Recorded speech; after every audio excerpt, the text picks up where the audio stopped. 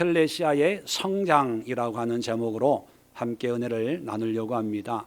계속해서 에클레시아에 대해서 말씀을 함께 나누고 있습니다. 번역을 하면 교회지만 교회가 에클레시아냐라고 반문해 볼 때 그렇지 않는 경우가 많습니다. 에클레시아가 분명히 교회 또 믿는 성도들 한 사람 한 사람을 일컫지만 또 그 한 사람 한 사람들이 모여서 신앙 공동체로서 에클레시아 교회라고 하지만 오늘날 많은 교회들이 있지만 우리 예수에게도 그 많은 교회 가운데 한 교회를 이루고 있지만 과연 우리가 섬기고 신앙생활을 하고 있는 이 교회가 성경에서 말하고 있는 교회 에클레시아의 모습을 그리고 그 기능을 감당하고 있느냐라고 물어본다면 아마 대답하기가 쉽지가 않을 때가 많습니다. 그래서 저는 적어도 우리 예수의 교회만큼은 교회의 의미를 넘어서 원래 성경에서 말하고 있는 교회의 참된 의미인 에클레시아의 그런 신앙의 모습을 조금이나마 회복하는 그런 신앙생활을 해야 되겠다 그렇게 생각을 하고 이제 내년부터는 이제 수요일 날만큼은 우리가 에클레시아 초대교회에 모였던 그런 신앙의 공동체의 모습을 회복하는 그런 훈련을 해야 되겠다 그런 생각을 합니다. 자, 그런 의미에서 에클레시아라고 하면 개인적으로는 믿는 사람 한 사람을 일컫죠. 그리고 그런 믿는 자들이 두 사람 이상 모인 공동체가 될 때 또 그 공동체도 에클레시아 교회라고 그렇게 부릅니다. 그렇다면 개인적으로나 공동체적으로 신앙생활을 하는데 신앙이 성장하고 자라야 될 것 아닙니까? 발전해야 되겠지요. 그런데 그 발전이 저절로 이루어지고 시간이 가면 자동적으로 성장하고 성숙하면 뭐 발전, 성장, 성숙 이런 말이 필요가 없을 텐데 성경에 보면 오늘 성경에도 보면 자라라, 세워라, 이르러야 된다, 또 회복해야 된다, 장성한 믿음의 분량에 도달해야 된다, 뭐 여러 가지 표현을 쓰고 있는 이유가 뭐냐면 시간이 간다고 저절로 되어지는 것이 아니라는 사실입니다. 오늘 특별히 본문을 잠깐 보면 15절 끝에 그는 머리니 곧 그리스도라. 예수님이 머리래요. 16절에 그에게서 온 몸이 각 마디를 통하여 도움을 받음으로 연결되고 결합되어 각 지체의 분량대로 역사하여 그 몸을 자라게 하며, 자, 예수님이 머리고 우리는 몸을 이루어서 이 아이들이 태어나면 성장하듯이 성장하는 것으로 비유하고 있습니다. 다시 말하면 교회와 예수님과의 관계를 우리의 몸으로 비유하면서 우리가 자라는 것으로 말씀하고 있다는 거예요. 골로새서 1장 18절에도 보면 그는 몸인 교회의 머리시라. 고린도전서 12장 27절에는 너희는 그리스도의 몸이요 지체의 각 부분이라. 성경 여러 군데 예수님과 우리와의 관계를 몸으로 비유하고 있습니다. 왜 몸으로 비유할까요? 뭐 여러 가지 이유가 있지만 가장 중요한 의미는 성장에 있기 때문입니다. 몸이라고 하는 것은 유기체지요, 생명이 있다는 거죠. 생명이 있다는 것은 변화가 되고 그 변화는 성장으로 나타나고 때가 되면 그 성장이 성숙으로 나타나는 것이 우리의 사람의 몸 아니겠습니까? 마찬가지로 신앙도 처음에는 믿음 생활을 모르고 시작했다가 시간이 지나면서 어떤 환경과 여건을 통해서 우리 몸이 자라듯이 믿음도 자라고 신앙도 자라고 자라다가 어떤 수준이 되면 이제 성장을 넘어서 성숙해야 되는 그런 신앙의 여정이 있다는 것입니다. 그렇다면 여러분들은 믿음이 지금 자라고 있습니까? 자라고 있는 분만 아멘. 자, 믿음이 자라서 이제 성숙의 단계에 접어들었다고 느껴지시는 분만 아멘. 고요한 밤, 거룩한 밤, 어둠에 묻힌 밤. 왜 그럴까요? 자, 10년 이상 신앙생활 하신 분 아멘. 30년 이상 신앙 하신 분 아멘. 모태 신앙 인분 아멘. 제가 보면 신앙생활을 웬만큼 했어요. 보통 뭐 평균으로 한 10여 년 이상 하셨죠. 아이가 엄마 뱃속에서 나와서 핏덩어리 그냥 뭐 이게 사람일까 하는 그냥 퉁퉁 뿐 그런 아이가 이제 10년을 엄마 젖을 먹고 밥을 먹고 하면 10년 지나면 어떻게 될까요? 걷는 게 아니라 뛰어다니죠. 뛰어다녀. 그 아이가 20년 되면 어떻게 할까요? 돈 벌어 와요, 여러분. 알바해가지고. 그 아이가 한 30년 키우면 어떻게 될까요? 지 새끼 데리고 와요. 한 40년, 50년 키우면 어떻게 될까요? 용돈 들고 온다니까요. 그죠? 자, 그런데 신앙은 어떻습니까? 10년 신앙 하신 분 지금 믿음으로 막 하나님 앞에 뛰어다녀요? 뛰어다녀요? 기어다녀요?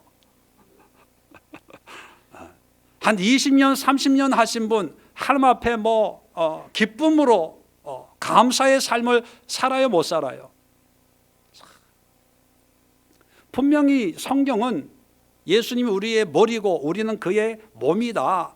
우리의 인격체, 우리의 바디, 몸으로 표현하고 있는데 그 얘기는 뭐냐면 신앙은 변화하고 생명체, 믿음도 생명체예요. 생명엔 변화가 있어요. 그 변화는 성장하고 자란다는 거예요. 15절 또 보세요. 오직 사랑 안에서 참된 것을 하여 범사에 그에게까지 자랄지라. 자라야 된대요. 16절 끝에 보면 그 몸을 자라게 하며 자라요. 그리고 사랑 안에서 스스로 세우느니라. 스스로 세운다는 건 뭐예요? 스스로 커간다는 거예요. 처음에는 젖을 먹여야 자라지만 때가 지나면 지가 알아서 먹고 지가 운동도 하고 지가 체력 관리를 해가지고 자기가 알아서 스스로 건강을 이루어 간다는 거예요. 이게 신앙이고 이게 믿음이고 이게 하나님과 우리 예수님과 우리의 관계라는 거예요. 그런데 제가 물어봤잖아요. 그런데 처음에는 아멘 하다가 점점 이제 유구무원이 되고 있습니다.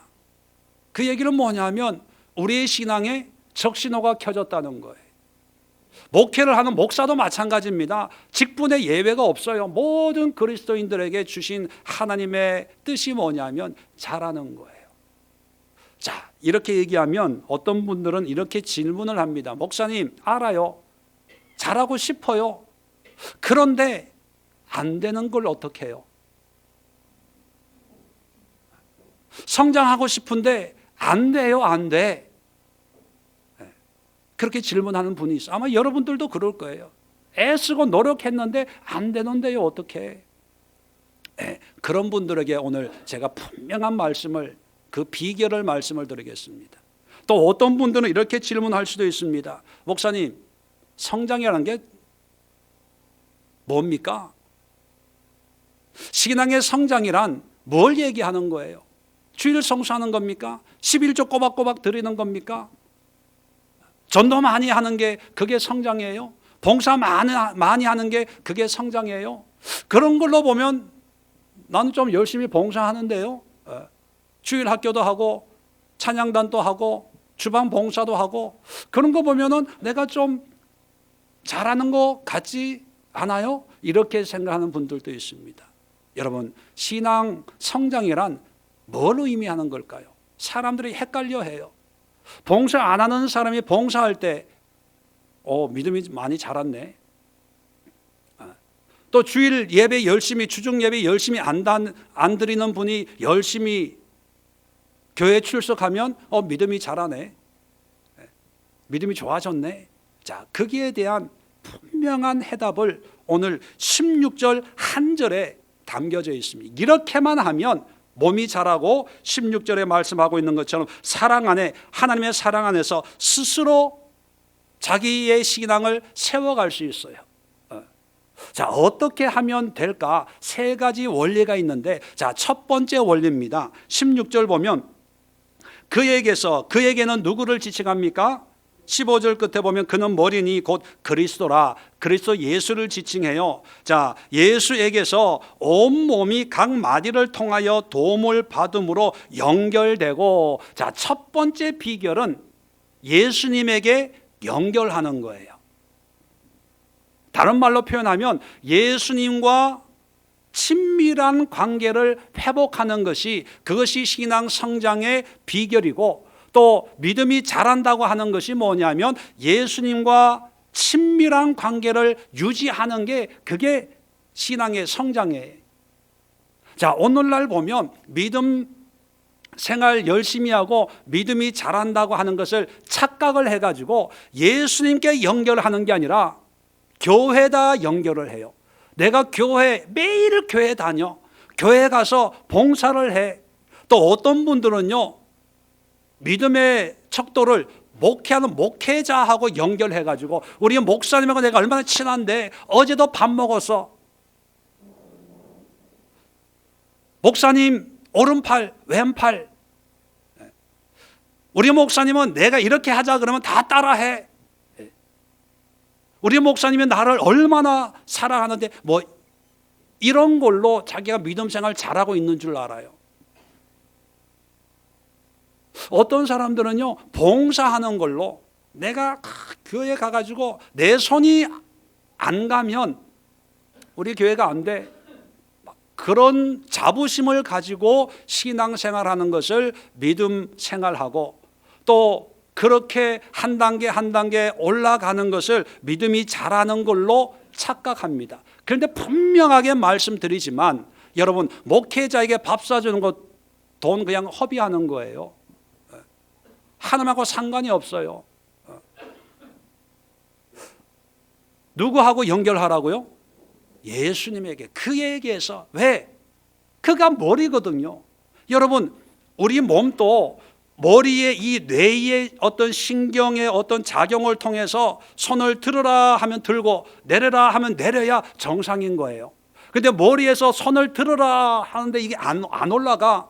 그럼 어떻게 되는 거예요? 이게 장애가 되는 거예요. 장애가 문제가 되는 거예요. 문제가 건강한 게 아닌 거예요.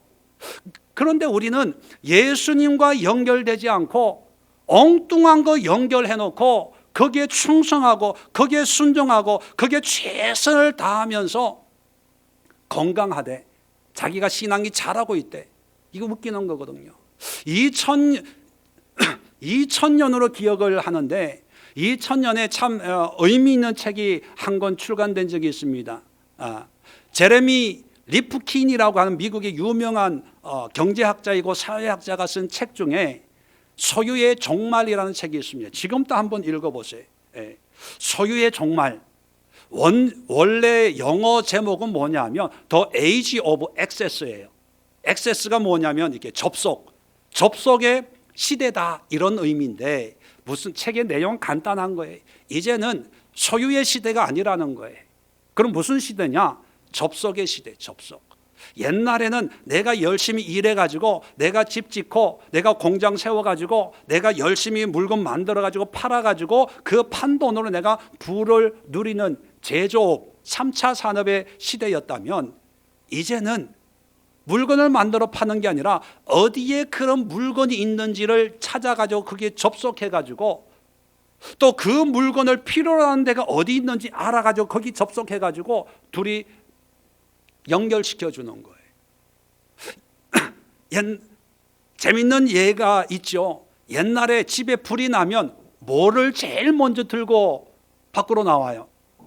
옛날 집문서였어요. 그런데 요즘에 불 나면 뭘 제일 먼저 들고 나와요? 핸드폰, 노트북 뭐 이런 거예요. 거기에 다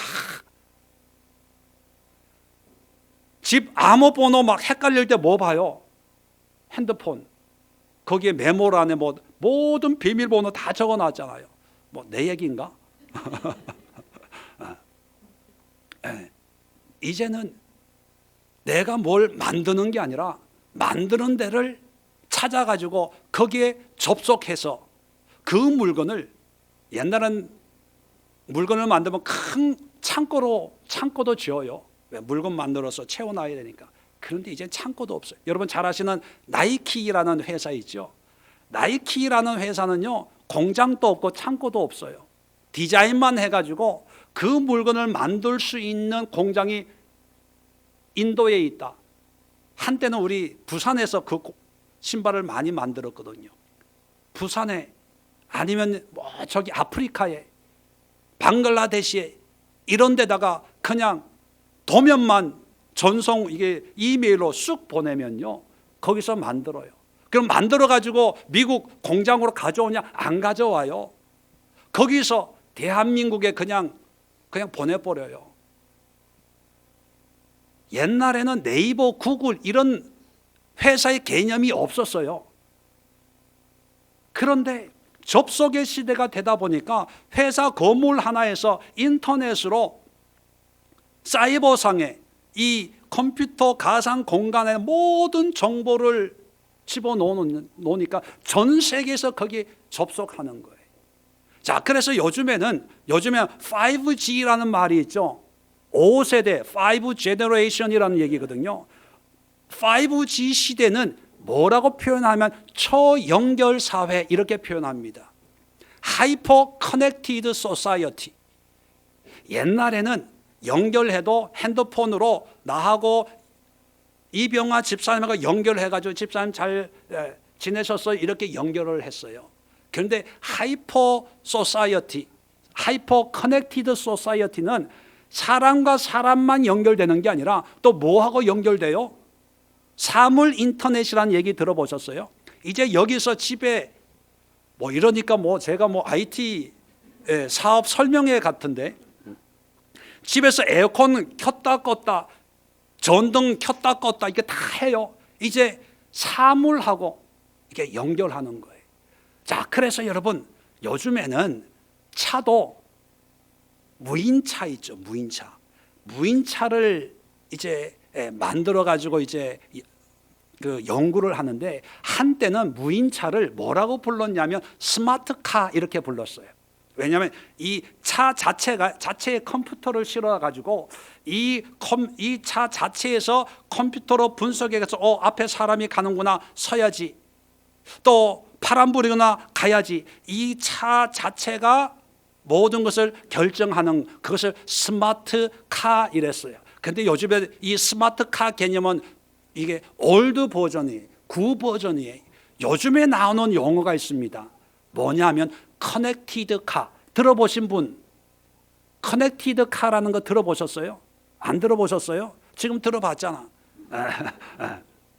이 커넥티드 카는요, 한 단계 업그레이드 돼가지고 이 5G가 나오면서 여기에 맞춰서 개발되는 게 커넥티드 카인데, 이 커넥티드 카는 뭐냐면 자기가 컴퓨터를 가지고 다니는 게 아니라 연산하는, 그건 뭐냐면 이제 주변에 있는 빌딩, 신호등, 모든 어떤 정류장 이런 거하고 이제 정보를 서로 주거니 받거니 하는 거예요. 주거니 받거니. 옛날에는 판단만 했는데 이제는 내 차에 지금 승객이 몇 명이 타고 있다, 이거를 정류장에 보내요. 그러면 정류장에서 야, 안 되겠다, 여기 탈 사람이 많으니까 자리가 없으니까 너는 그냥 이번 정류장 통과해라. 네 뒤에 몇 분 뒤에 다음 차가 오니까 우리 고객들은 다음 차를 태울게. 그리고 길 주변에 빌딩에서 주는 데이터 이런 것도 받고, 또 이 차가 주는 데이터도 받고, 어떻게 보면 참 무서운 세대가 되는 거예요. 이제는 기계가 아니라 기계가 사람처럼 생각을 하는 거예요. 연산이라고 그러죠. 컴퓨터 용어로는 연산을 해가 지가 판단하는 거예요. 그런 시대가 된 거예요. 그런 시대가 도래하게 된 계기가 뭐냐면 접속의 시대이기 때문에, 접속. 서로 접속만 하면 모든 정보와 데이터를 내 것으로 만들기 때문에 굳이 내 거라고 붙들고 앉아 있을 필요가 없는 거예요. 옛날에는 수학 더하기 빼기 곱하기 나누기 다 했어요. 우리 학교 다닐 때. 근데 요즘에 여러분 실상에서 더하기 곱하기 해요? 핸드폰으로 누르면 다 나와요. 근데 앞으로는 어떤 일이 일어날지 몰라요. 이 과학이 발달이 돼가지고. 그런데 여러분, 이런 하이퍼 커넥티드 소사이어티가 지금 만들어진 게 아니고 창세기 보면 하나님 인간을 만들어 놓고 에덴 동산에서 만든 게 바로 하이퍼 커넥티드 소사이어티, 초연결 시대.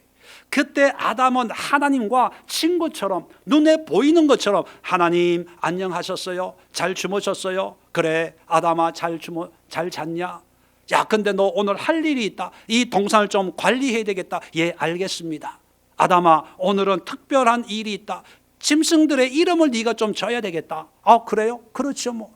야 아담아 이 코가 긴 이 짐승은 뭐라고 부르면 좋겠냐? 예 하나님 코가 기니까 뭐 코끼리 하죠 뭐. 그래? 그러자. 날아다니는 이 곤충은 뭐라고 불렀으면 좋겠냐? 예, 날개가 2개, 3개, 4개로 나르니까 이건 그냥 나비라고 하죠 뭐. 그래? 나비라고 하자. 이건 뭐라고 불렀으면 좋겠냐? 아유 하나님 오늘 머리가 피곤해. 오늘 좀 쉬고 내일 이름 지어 드릴게요. 그래? 쳐라 쳐. 이랬단 말이에요. 거기는 다른 어떤 거하고 연결되는 게 아니라 하나님하고 연결하면서 친밀한 관계가 이루어졌는데, 그런데 하와가 만들어지면서 이 접속이 하나님하고 접속하는 게 아니라 누구하고 접속해요? 마귀하고 접속하잖아. 하와가 마귀하고 접속하면서 이게 접속이 잘못된 데이터가 바이러스가 들어온 거예요. 바이러스가. 그때부터 모든 게 무너져서 지금까지 내려온 거예요. 자, 그러다가 예수님을 통해서 다시 커넥티드 소사이어티, 접속의 사회를 만든 게 뭐예요? 그게 교회, 그게 에클레시아예요. 에클레시아. 에클레시아는요 교회 건물과 접속하는 게 아니고 교단, 교파, 교리, 신학에 접속하는 게 아니고 거기에 목회자와 접속하는 게 아니고 어떤 교회 프로그램에 접속하는 게 아니고 초기 에클레시아 철저하게 예수 그리스도 복음에 접속해서 예수님이 무슨 말씀하셨냐, 예수님이 어떻게 살아갔냐, 예수님이 우리에게 뭘 원하시냐, 예수님이 언제 재림하시냐, 예수님이 재림한 다음에 우리에게 어떻게 심판하실 거냐, 모든 관심이 예수님이에요. 예수님. 그 예수에 접속했을 때 성령의 폭발적인 역사가 일어난 거예요. 기적이 일어나는 거예요. 그런데 시대가 변하면서 배가 부르고 등이 따뜻해지니까 이제 예수님으로는 좀 안 차는 것 같거든요. 그러니까 세상과 접속하다가 점점 타락하게 된 거예요. 오늘날 이단들이 판치는 이유가 뭔지 아세요? 신천지들이 믿는 사람들을 자꾸 미혹하는 게 뭐냐면 오늘날 교회 다닌다고 하는 사람들이 예수에게 접속돼 있는 게 아니고 예수님 하면 목사님한테 물어봐요. 전도사한테 물어봐요. 믿습니까? 믿습니다. 믿는다는 건 큰 소리 쳐요. 그런데 예수에 대해서, 하나님에 대해서, 성경에 대해서 물어보면 우리 교회 가서 전도사님에게 물어봐요. 그래요. 그리고 하는 얘기는 뭐냐? 우리 교회 좋은 교회, 우리 목사님 훌륭한 목사님, 우리 교회 좋은 프로그램, 우리 교회 정신 맛있고, 우리 교회 이런 분이 다니고, 뭐 연예인이 다니고, 의사가 다니고, 판검사가 다니고, 우리 교회 건물을 얼마나 주고 세우고, 이런 거는 아주 자랑을 해요. 자, 그러다 보니까 신천지 이단들은 뭘로 무장합니까? 성경으로 무장해요. 성경 구절 달달달달 외워요. 그 사람들이 가르쳐 준 대로. 그러니까 성경으로 나오니까 할 말을 못 하는 거예요. 할 말을. 더 바보 같은 사람들은요, 성경 얘기하니까 와, 우리는 그런 거 안 가르쳐 주던데, 우리 교회보다 니네 교회가 더 좋은 교회인가 보다. 그리고 쫄래쫄래 따라가는 거예요. 이 바보 같은 사람들이. 왜냐하면 우리는 그런 접속을 안 해서 무조건 덮어놓고 따라와. 덮어놓고 믿어. 내 말이 하나님 말인 줄 알고 그냥 따라와. 그냥 교회만 충성해. 봉사만 열심히 해. 11조만 열심히 드려. 11조 안 드리면 직분 받을 생각하지 마. 그러니까 그 교회에 탁 붙어가지고 거기에 떠나가면 큰일 나는 줄 알고 그 교회 근처로 이사 와야 믿음 좋은 거고 그 교회 주변에 모여 살아야 은혜가 넘치는 그런 사람들, 그런 신앙인 줄 알고 그런 사람들을 세웠어요. 그런데 정작 중요한 예수님과 연결되는 훈련을 못 받은 거예요. 그 연결은 목사님이 연결되어 있으니까 문제만 있으면 목사님한테 와가지고 목사님 이사 가는데 좋은 날 뽑아주세요. 네. 왜 웃으세요? 해본 경험이 있어요? 네. 다 그래요. 목사님 직장 우리 애가 직장 들어가려고 하는데 이 직장이 좋아요, 저 직장이 좋아요. 그런 걸 하면 목회하고 있겠습니까? 사업을 해가지고 대박을 내든지 하지. 다 그게 믿음 좋은 거라고 여기고 있다는 거예요 지금. 그러니까 믿음이 자라요 안 자라요? 안 자라요. 열심은 내지요. 교회 열심히, 교회 열심히. 근데 믿음은 안 자라요. 조금만 목사님이 오늘 나랑 악수 안 해줬어. 눈 안 마주쳤어. 목사님이 나를 보는 표정이 별로 안 좋아. 그러면 또 시험 들어요. 그게 무슨 신앙입니까? 그게 무슨 믿음 생활이에요? 지금 성경이 말하고 있는 믿음이 자라고 성장하고 성숙해서 스스로 세워지는 그런 신앙의 첫 번째 단계는 뭐냐면 예수님과 접속하는 거예요. 예수님. 그래서 교회의 존재의 의미는 교회 건축하기 위해서 교회가 있는 게 아니고요. 목사 먹고 살기 위해서, 목사 사람이 받기 위해서 교회가 있는 게 아니고 어떤 프로그램에서 내가 위로받고 세상에서는 듣지 못하는 그런 좋은 훌륭한 연예인들 불러다가 간증하면서 그런 사람은 좋은 얘기 들으려고 교회가 있는 게 아니고 이 교회가 존재하는 에클레시아의 존재의 의미는 어디에 있든지 크든 작든지 그 속에서 예수님과 하나님과 말씀과 기도와 예배를 통해서 하나님과 철저하게 접촉된 삶, 커넥티드 된 그런 삶을 살도록 하기 위해서 하나님이 이 땅에 세우신 그런 공동체가 교회고 에클레시아라는 거예요.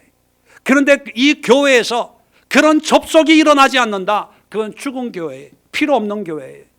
이름은 교회지만, 이름은 에클레시아라고 주장하지만 이미 하나님과는 상관이 없어요. 반대로 보잘것없지만 몇 명 모이지 않지만 초라하지만 초가 삼간에 모여 있지만 모여서 기도하고 모여서 말씀으로 모여서 예배함으로 하나님이여 이런 문제 어떻게 해결할까요? 여러분 네이버 이런 데 보면 여러분 궁금한 거 있으면 저도 그런데 네이버 찾죠. 물어보죠. 뭐 지식인 뭐 이런 거. 그죠? 이런 건 어떻게 해요? 물어보면 해답이 나와요 안 나와요? 나와요. 자, 하나님 앞에 인간하고 살까요 말까요? 지식인 하면 해답이 나올까요 안 나올까요? 나온다니까요. 나와요. 근데 해봤어요 안 해봤어요? 네, 해봤죠. 그런데 한두 번 하고 안 하는 거예요. 그리고 하나님은 분명히 말씀을 해답을 주었는데 자기는 안 받았다고 하는 거예요. 왜? 접속이 훈련이 안 되니까, 친밀한 관계가 안 되니까. 저희 장모님하고 밥 먹다가도 그런 일이 자주 일어나요. 저는 얘기했는데 식사하다가 딴 거 하고 딴 생각하고 또 귀가 잘 안 들리고 하니까 딴 얘기해요. 딴 얘기. 그 얘기하고는 전혀 관계가 없는데 이렇게 커뮤니케이션이 안 되는 거예요. 밥은 먹고 있지만 서로가 서로의 생각으로 얘기하는 거예요. 난 심각한 얘기하는 장모님은 지레 짐작하고 혼자 웃고 계셔. 보고 있지만 이 커뮤니케이션이 안 되는 건 하나님과도 마찬가지예요. 우리가 하나님 앞에 집중해서 하나님과 교제하고 하나님의 뜻을 묻고 하나님의 뜻 가운데 순종하고 또 그렇게 살아가면서 이것이 하나님의 뜻이구나, 이것이 하나님의 마음이구나, 이런 걸 조금씩 알아가요. 근데 알아가는 그것이 성장이에요. 그것이 자라는 거예요. 때로는 실패하고 넘어지고, 하나님은 오른쪽으로 가라 그랬는데 내가 왼쪽으로 갔어요.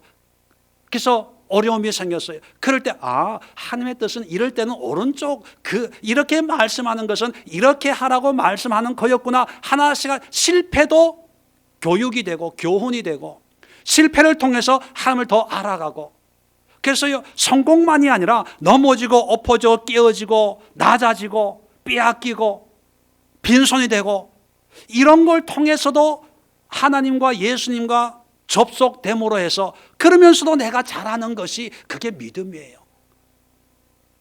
그것이 하나님이 우리에게 말씀하시는 신앙의 성장의 의미라는 것입니다.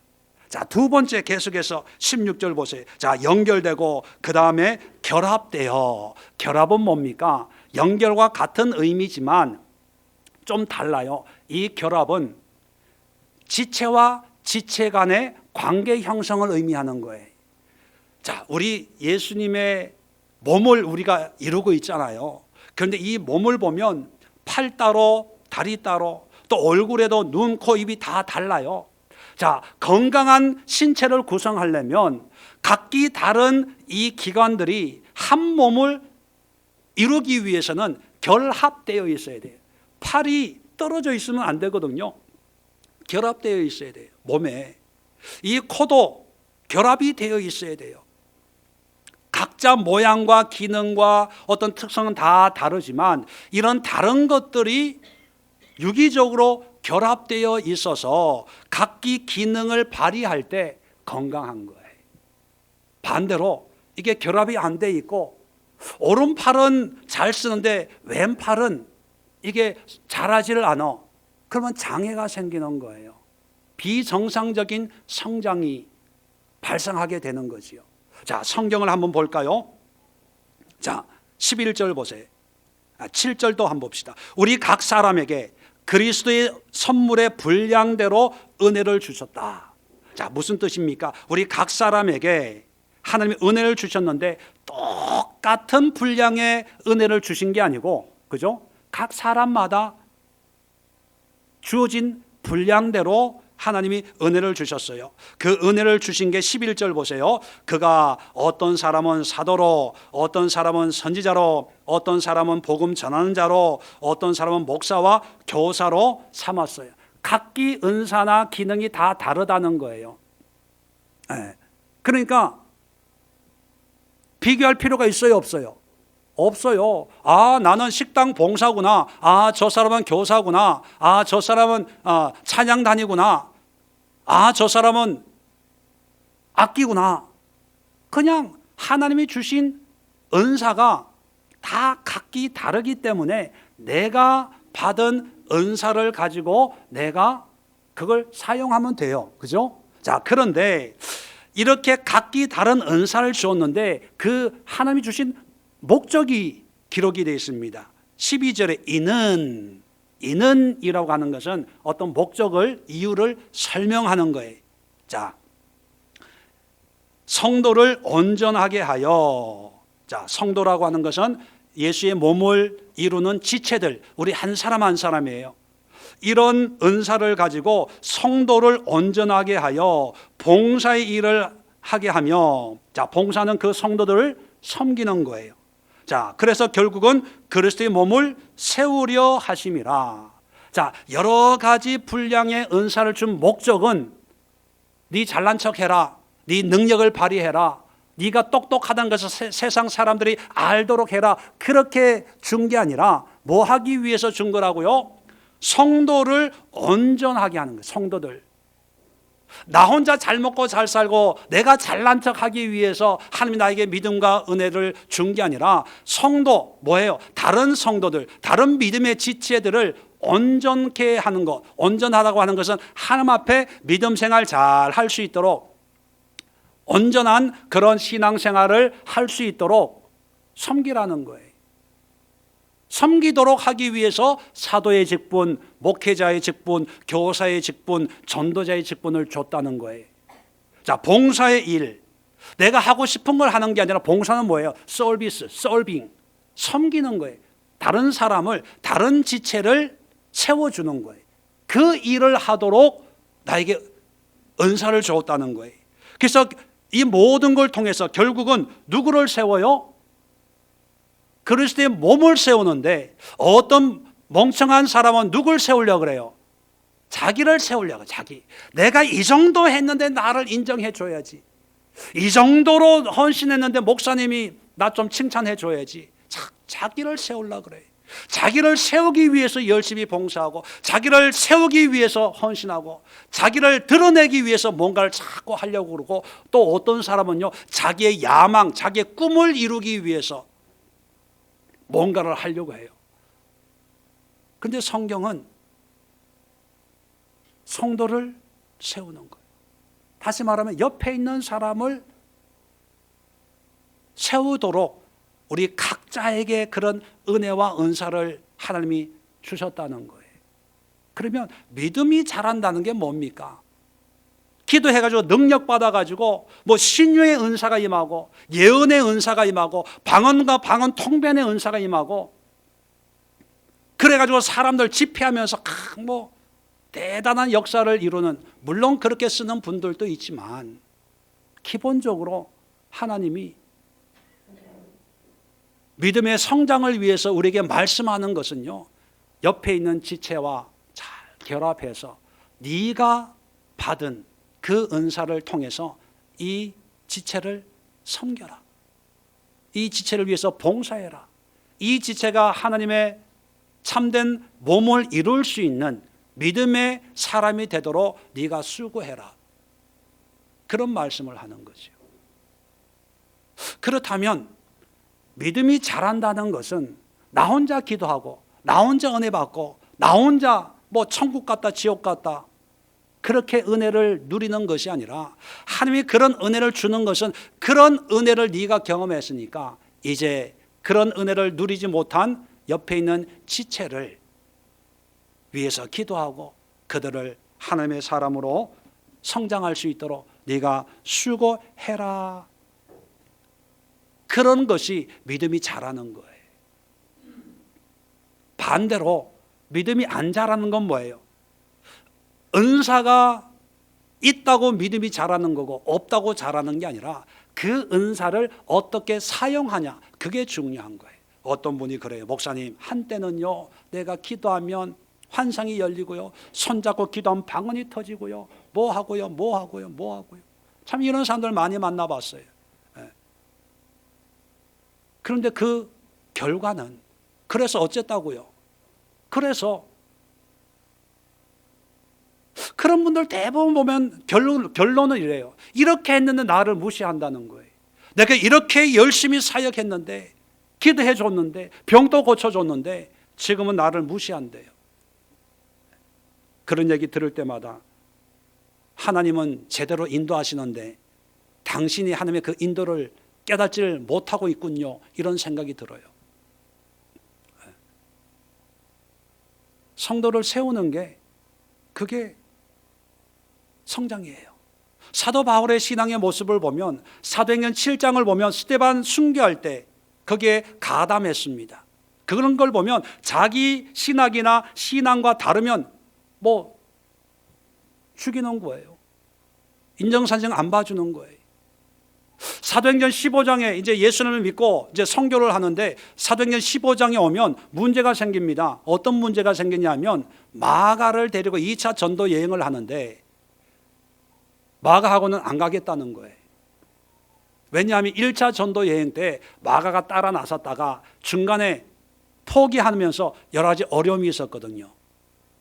그러니까 바나바의 생질 조카인 이 마가를 또 2차 전도 여행하는데 데려가려고 하니까 마가는 안 돼. 다른 사람은 몰라도 마가는 안 돼. 그랬어요. 그래서 바나바하고 크게 싸워가지고 이제 갈라질 정도였어요. 그래서 바울은 실라를 데리고 이제 전도 여행을 하죠. 그런데 산전수전, 공중전, 지하전 다 겪고 인생의 마지막에 쓴 성경 편지가 이제 디모데후서거든요. 디모데후서 4장에 보면 어떤 말씀이 나오냐 하면 디모데에게 네가 올 때 마가를 데리고 와라. 저가 내일에 유익하니라.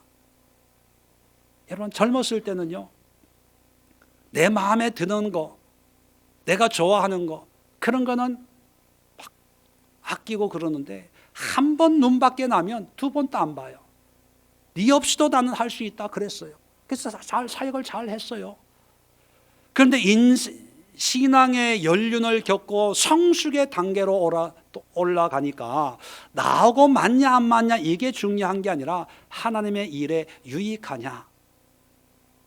그러면 비록 내 마음에 좀 껄끄러운 사람도 그와 결합하는 거예요. 연결되는 거예요. 저를 데리고 와라. 마음은 그렇지만 하나님의 일에 참 유익한 사람이니까 이렇게 바뀌더라는 거예요. 신앙의 성장이 뭡니까? 성숙이 뭡니까? 교회 신앙 공동체란 의미가 뭐예요? 좋은 사람끼리 모여서 좋은 믿음 얘기하고 신앙 얘기하고, 그것이 교회의 모습, 신앙의 모습이 아니라 그죠? 하나님의 몸을 이루는 지체라면 그 사람이 어떠하든지 간에 내가 그를 온전하게 하고 그를 섬기고, 그래서 하나님의 몸을 이루는 지체로 세우는 그런 일을 하도록 하나님이 교회라고 하는 에클레시아를 만들어 주었어요. 근데 오늘날 많은 사람들은 자기가 좋아하는, 어떤 교회는 이제 의사는 의사끼리 모아놓고, 법률가는 법률가끼리 모아놓고, 사업가는 사업가끼리 모아놓고 자기네끼리 뭔가 행사도 하고, 그러면 전도가 잘 되거든요. 의사는 의사를 전도하고 사업가는 사업가를 전도하고. 교회 재정이나 어떤 행정이나 이런 걸로는 유익한지는 몰라도 제 개인적으로는 그거는 에클레시아의 의미보다는 경영의 의미라고 생각해요. 경영. 목회적인 거하고는 전혀 다른 어떤 방법이라고 저는 생각합니다. 내가 비록 의사지만 교회 와서는 그렇지 못한 사람들을 섬기고, 내가 많이 배우고 많이 가진 사람이지만 교회 와서는 그렇지 못한 사람들을 섬기고 사랑하고 함께 밥을 먹고. 예수님이 끼리끼리 모이는 것을 원하셨다면 아마 대제사장들하고 3년 반 동안 논쟁하고 토론하면서 아마 공생애를 다 보냈을 거예요. 근데 예수님은 그렇게 사셨지 않았잖아요. 한 지체들과 결합하기 위해서 몸을 파는 여자도, 세리 죄인이라고 취급받던 그런 세리들도, 귀신 들린 사람들도, 병든 사람들도, 율법적으로 불결하게 여기는 그런 사람들도 손으로 다 만져주시면서 접촉하시고 결합하면서 하나님의 몸된 지체로 세워갔다면, 오늘날 교회를 이루는, 에클레시아를 이루는 우리 한 사람 한 사람도 옆에 있는 사람을 붙잡아 줘야 되지 않겠어요? 옆에 있는 사람을 세워줘야 되지 않겠어요? 이것이 신앙의 성장의 비결이에요. 이거 안 하면요 절대로 신앙 성장 안 합니다. 한번 해보세요, 여러분. 혼자 그렇게 신앙생활 해보세요. 믿음이 자라나. 그런데 반대로 성경 잘 몰라도 말씀대로 설교 듣고 기도하고 감동대로 그냥 길 가다가 구걸하는 사람이 있으면 그 구걸하는 사람 돈 있으면 주고, 또 따뜻한 말 한마디 걸어주고, 기도하면서 하나님, 비록 이 사람이 구걸하고 있지만 이 사람을 통해서도 하나님의 몸된 교회를 세울 줄 믿습니다. 기도하면서 하나님께 접속하면서 그를 섬기고 사랑하고, 뭐 그런다고 당장 변화가 일어나는 건 아니지만 그냥 그렇게 하면요 눈에 보이는 변화는 안 일어나지만, 여러분 아이들이 자라는 게 보여요 안 보여요? 매일매일 보여요 안 보여요? 안 보여요. 그런데 1년 만에 한 번 보면 알아요 몰라요? 알아요. 그게 자라는 거예요. 지금은 아유 내 쓸 돈 그냥 오늘 날아갔네. 이거 가지고 옷 한 벌 날 추워지는데 잠바 하나 사려고 했는데 그냥 하나님의 감동에 순종해서 내가 구제했네. 별 일로 없어요. 그런데 1년 지나보세요. 2년 지나보세요. 잘 안 되니까요. 성장 안 되니까요. 한번 해볼 수 있기를 주의 이름으로 축원을 합니다. 세 번째, 오늘 계속해서 16절 보면, 자, 결합되어 각 지체의 분량대로 역사하여, 자, 각 지체의 분량대로 역사해야 돼요. 역사하면 그 몸을 자라게 하고 사랑 안에 스스로 그 몸을 세워가는 거예요. 세 번째는요, 분량대로 역사해요. 자, 이 말은 두 가지 의미가 있는데, 우리에게 위로를 주는 의미가 있고 또 우리를 불편하게 하는 의미가 있어요. 자, 여러분들은 위로를 주는 의미를 먼저 듣고 싶으세요? 불편하게 하는 의미를 먼저 듣고 싶으세요? 아무거나. 자, 그러면 제가 제 마음대로 하겠어요. 자, 먼저 위로의 말. 그건 뭐냐면 역사하는데 어떻게 역사하라고요? 성경 보세요. 각 지체의 분량대로. 분량이라는 건 뭐예요? 나에게 주어진 어떤 그런 기능과 역할 안에서, 다른 말로 표현하면 네가 할 수 있는 만큼, 그죠? 또 네 형편에. 자, 그런 게 위로가 되잖아요. 난 저 사람보다 돈이 없어. 그러니까 내 형편대로. 저 사람보다 나는 시간이 없어. 내 형편대로. 내 형편 따지고 내 분량 따지니까 할 수 있다 없다가 누구 기준으로 결정되는 거예요? 내 기준으로. 하나님이 주신 분량은 우리가 모르니까 늘 내 형편만 보고 나는 요거까지. 이건 목사님, 주일날 한 번 예배 드리는 것도 고맙게 생각하세요. 내가 얼마나 바쁜 사람인데요. 내 분량대로 열심히 나와 있는 거예요. 그러니까 위로가 돼야 한대요. 위로가 되니까 이렇게 앉아 계시잖아요, 여러분들도. 그런데요, 여기에 좀 불편한 의미가 있습니다. 분량대로 역사하는데, 그러면 이 역사라는 의미가 뭐냐는 거예요. 뭐가 역사입니까? 내 믿음대로 내가 할 수 있는 만큼 봉사하고, 할 수 있는 만큼 일하고, 또 할 수 없으면 안 하고, 내가 하고 싶으면 하고, 역사, 우리 기도할 때 하나님이여 역사하여 주옵소서, 그런 역사라는 말을 많이 써요. 그런데 그 역사의 의미가 뭔지 알고 쓰십니까? 우리는 단순히 우리의 의미대로 뭔가 일이 이루어지는 것, 뭔가 행해지는 것을 역사라고 그래요. 자, 그런데 물론 성경에 그렇게 하나님이 일하시는 것을 역사라고 하는데, 좀 더 깊이 있게 이 역사의 의미를 살펴보면, 자, 먼저 정의부터 말씀을 드립니다. 이 역사라고 하는 것은 단순히 뭔가 일을 하는 것이 아니고, 성경에서 말하는 역사는 하나님이 주신 능력이 나를 통해서 밖으로 나타나는 모든 것이 역사예요. 다시 말하면 하나님이 주신 은혜와 믿음과 능력이 나의 삶을 통해, 나의 행위를 통해 드러나는 것이 역사예요. 자, 에베소서 1장 19절을 보십시오. 자, 그의 힘의 위력으로 역사하심을 따라. 자, 원어에 보면 에네르게이아라는 말이 역사라는 말이에요. 에네르게이아라는 말에서 에너지, 힘, 이런 말이 나왔거든요. 원동력, 작동, 이런 워킹, 영어로. 근데 이 역사가 어떤 의미냐면 그의 힘, 두나미스, 다이나마이트 같은 폭발적인 하나님의 능력의 힘으로 역사하심. 단순히 역사가 나오는 게 아니고 하나님이 주시는 능력으로 말미암는 그런 역사가 우리 삶에 나타나는데, 자, 계속해서 따라. 믿는 우리에게 베푸신 능력의 지극히 크심이 어떠한 것을 너희로 알게 하시기를 구하노라. 자, 하나님이 주신 능력이, 엄청난 능력이 있어요. 근데 그 능력이 보여요, 안 보여요? 안 보여요.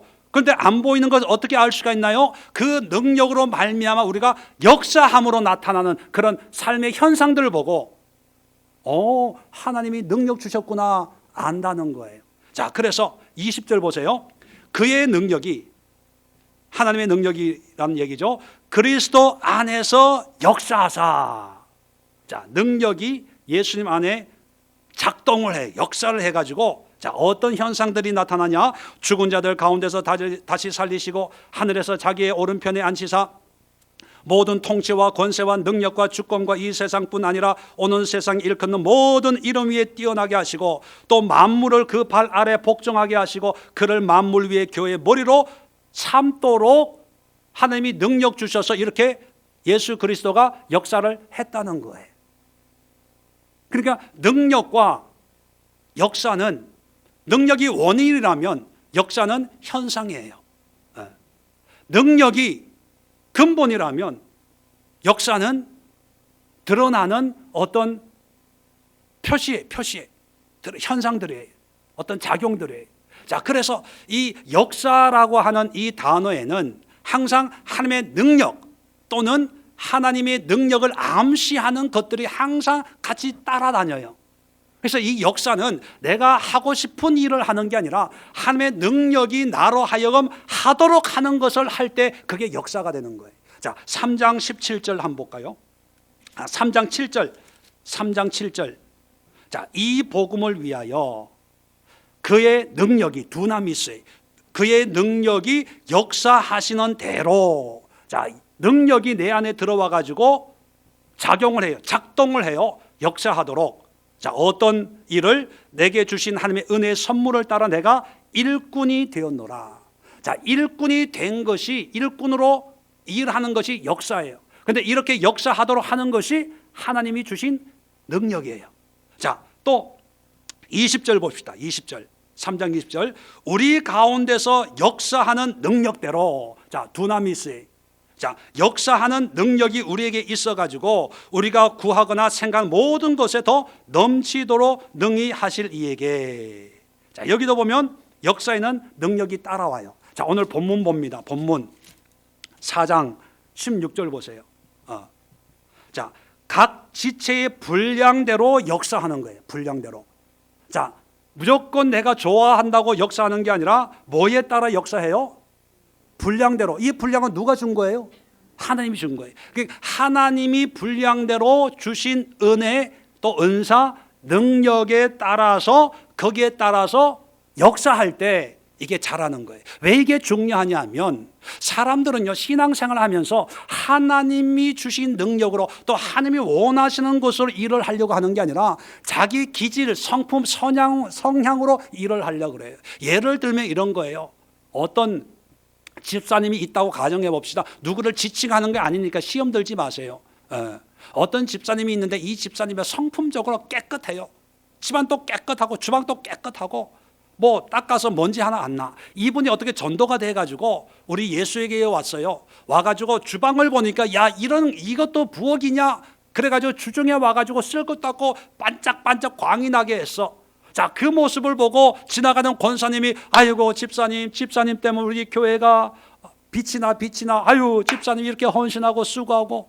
자, 지나가다 담임 목사님이 보면서 그 집사님 보면서 와, 집사님 오기 전까지 이게 뭐 같았는데 집사님이 오고 나서 야, 이게 파리가 미끄러지겠네. 참 집사님 같은 성도 10분만 있으면 내가 뭐든지 할 수 있겠어. 참 집사님 감사해요. 참 집사님처럼 헌신된 분이 우리 교회에 오셔서 너무 감사해요. 자, 그런 반응이 일어나죠. 자, 근데 이 집사님이 시험을 들었어. 시험을. 예배 맞추고 가는데 눈을 안 맞췄대 내가. 그래가지고 이분이 절에 갔어요. 절에. 자, 절에 가니까 절에도 부엌이 있잖아요. 자, 부엌을 보고 이분은 어떻게 했을까요? 번쩍만쩍했다. 1번. 2번. 삐까번쩍하게 또 만들었다. 1번이 2번이에요. 2번이에요. 근데 이분이 절에 가다 보니까 영 아니거든요. 그래서 안 되겠다. 다시 교회로 가야 되겠다 하고 갔는데 또 2단에 걸려가지고 신천지에 갔네. 2단 교회에 가가지고 보니까 부엌이 또 엉망진창이야. 자, 그러면 이분은 어떻게 반응했을까? 1번 번체만척했다. 2번 삐까번쩍하게 만들었다. 그러면 그게 믿음의 믿음이 아니에요. 근데 왜 믿음이 좋은 것처럼 칭찬합니까? 분명히 믿음 좋다고 이런 집사람 10명만 있으면 뭐든지 하겠다고 했잖아요. 근데 보니까 절에 가도 똑같아. 천주교 가도 똑같을 거예요. 이단 교회 가도 똑같을 거예요. 왜냐하면 그것은 자기 성품으로 하는 거예요. 성품으로. 자기 기질로 하는 거예요. 자기 습성으로 하는 거예요. 그건 하나님이 주신 능력을 통해서 나로 하여금 드러나는 게 아니라 원래 내가 가지고 있던 것으로 열심히 하는 거예요. 그런 분들은 어디에 내놔도 그런 일을 열심히 하는 분이에요. 근데 그런 거는 역사가 아니라는 거예요. 역사가. 그렇게 한다고 믿음이 자라는 게 아니라는 거예요. 주변에 한번 보세요. 그렇게 참 열심히 하던 분이 또 시험 걸려요. 시험 들어가지고 나 안 해 그래요. 왜냐하면 내 성품을 아니까. 내 성품으로 열심히 하면 사람들은 몰라요. 잘한다. 그래서 자기가 진짜 잘하는 줄 알아. 믿음이 좋은 줄 알아요. 믿음이 잘하는 줄 알아요. 아니에요. 그건 잘하는 게 아니고 그냥 자기 마음껏 하는 거예요. 마음껏. 그런데 누가 마음껏 못하고 경쟁자가 생기면 못 참아요. 교만한 사람이 나타나면 못 참아요. 왜? 내 성품으로 하니까. 근데 성경에서 얘기하는 것은 뭐냐면 네 성품으로 하지 말고 이제는 하나님이 주신 능력으로, 하나님이 주신 은혜로. 그러니까 옛날에 내가 잘하는 것만 했는데 이제 기도하고 말씀 들어보니까 하나님이 이런 걸 좀 하라고 그래. 근데 나 이런 건 난 적성에 안 맞거든. 해본 적이 없는데요.